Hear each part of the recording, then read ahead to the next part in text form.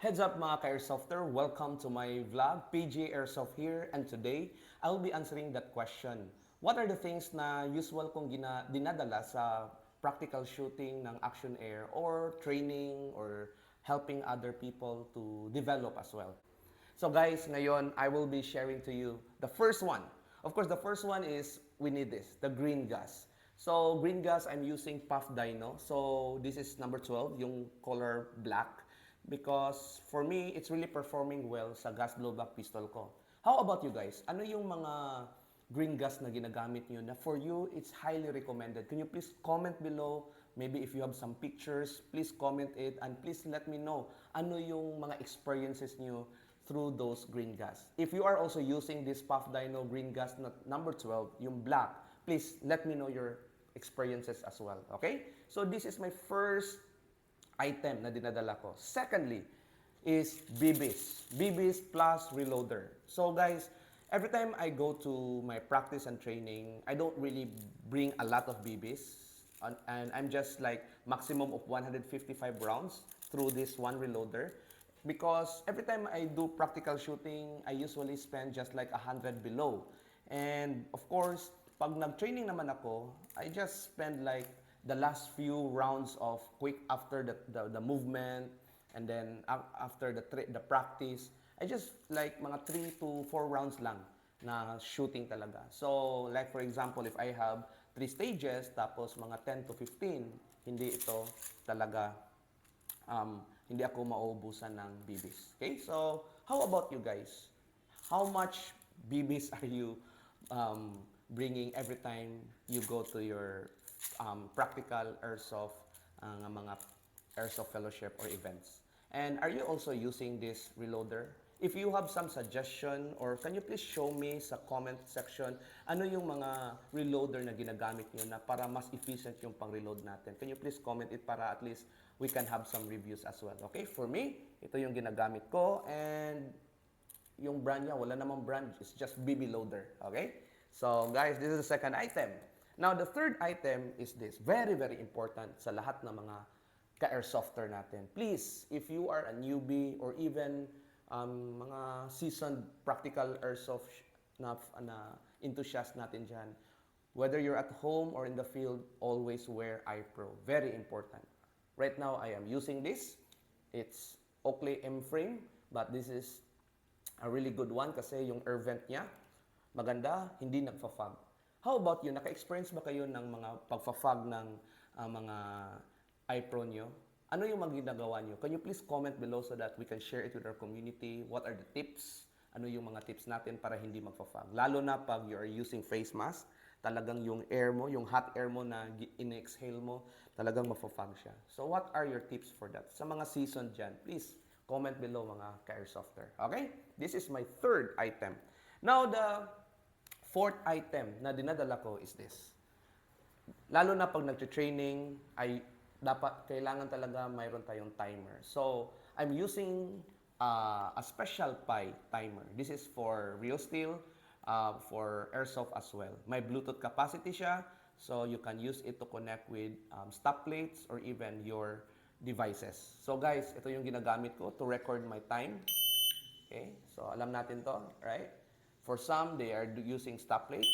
But for me, this is a very important tool, lalo na pag nag-training ka talaga or you are also helping other people to be strengthened and ma-develop. So, this is a good one, guys. And this is my first special Pi na ginagamit lalo na sa Airsoft Fellowship ng ICTU Shooters. This is what we're using right now. Now, let me ask you, if you are using a special a timer, ano yung ginagamit nyo? What brand and why? Can you please comment below and send us some pics para makita natin? And we can also know about those kind of shooting timer.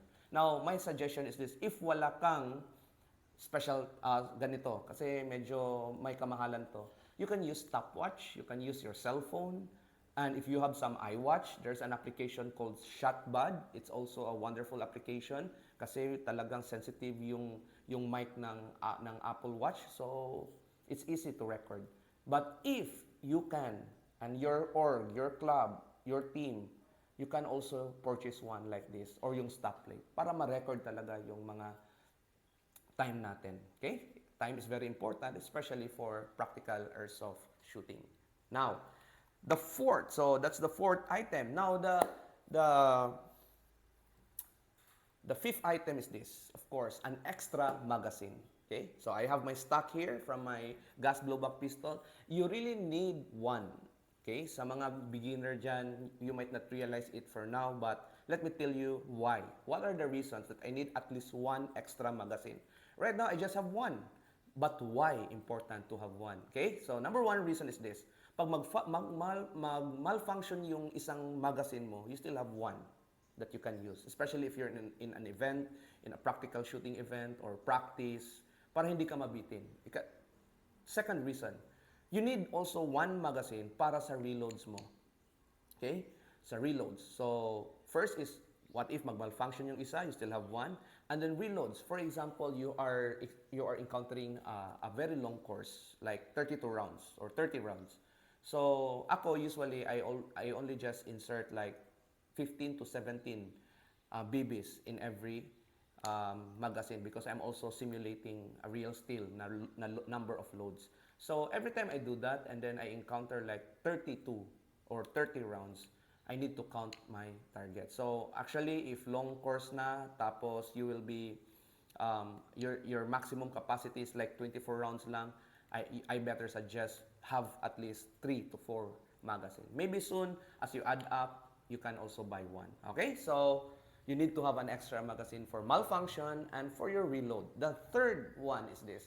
You can actually train easily for your change mag reload na drill. So, it's easy for you kasi may isa ka ng magazine. So, para suwabe yung training natin kahit nasa bahay tayo. So, this is my fifth na item na dinadala sa practice or training or airsoft fellowship. Now, the sixth one. So first, ito, the green gas. Second, the BBs and reload. The iPro. Third, the fourth is, ito, yung timer natin. So, 1, 2, 3, 4. The fifth is, ito, the magazine. Okay? Then the sixth one. Ito yung number 6 na item. Of course, hindi tayo makatraining, hindi tayo makapag-airsoft fellowship pag wala tayong baril. So, this is a CZ Shadow 2 and this is what I'm using right now. Maganda yung CZ kasi kahit out of the box, talagang napaka-accurate. Hindi masyadong malakas ang power niya. Like nasa mga 320 to 330 lang. Not like before, I'm using high kappa. It goes to 360 to 380. Malakas talaga ang high kappa, guys. But for me, right now, this is my first time to encounter the CZ Shadow 2 na gas blowback airsoft pistol. And I think I'm gonna love this, no? Ito na yung talagang gagamitin ko for my training, practice, and competition. So guys, ito, CZ Shadow 2 na from KJ Works. So again, how about you? Ano yung unit na ginagamit niyo for practical airsoft na shooting? Or maybe airsoft talaga na mga war games. Can you please comment the pictures in the comment section? Or maybe you just can type there. Ano yung mga common upgrades niyo? And if you're using CZ Shadow 2, can you please comment below ano yung mga upgrades niyo that maybe soon I'll be looking forward to. Okay? So guys, this is my CZ Shadow 2. Now the last and final one, of course, hindi to lahat makumpleto pag wala ito. This is my belt. Okay, setup. Ito yung ginagamit ko. I'm using JR holster na belt. And then, what's the add-ons sa belt na ito? First is, I have my magazine holder. Yun. Okay. Of course, I have my quick draw. I'm using a quick draw. Yun. And of course, a magnet at the back para pag mag-show clear na, okay? Mag-show clear na, I can just put it there and then show clear my gun. So guys, this is the seventh and the final one na item na ginagamit ko. So guys, I hope that this video is really an informational sa mga ka-airsofter natin dyan. How about you? Can you please show me or tell me through commenting below, ano yung mga setup nyo sa belt nyo? Maybe I can also learn from you guys. Okay? So, ito yung sa akin. How about you? Ano yung mga kagamitan na ginagamit nyo para we can share it with our community sa Airsofter? Okay? So guys, these are my 7 items na commonly dinadala ko every time I go to a tournament or firing range or gas blowback range na sa area namin sa Airsoft Fellowship. And yeah, this is pretty simple. Hindi na yung malaking bag and all, tapos magkawala-wala, hindi mo ma-organize kung saan na yun. Okay? So guys, how about you? Ano yung common na mga dinadala nyo every time you go to the range? Please comment below or send us the picture of your items. God bless everyone, and I hope that I will see you in my next vlog in continuation of all this. Kasi as you can see, kahit 7 lang, but if I cannot arrange this well, madi-disorganize din ako. So, I will be showing you in my second vlog my DIY case where I put everything. Etong 6 na items. See you in my next vlog, guys. God bless everyone and stay safe and stay strong always. Remember, gun safety first before anything else when we are having our practice training or when playing our gas blowback pistols. Blessed day, everyone.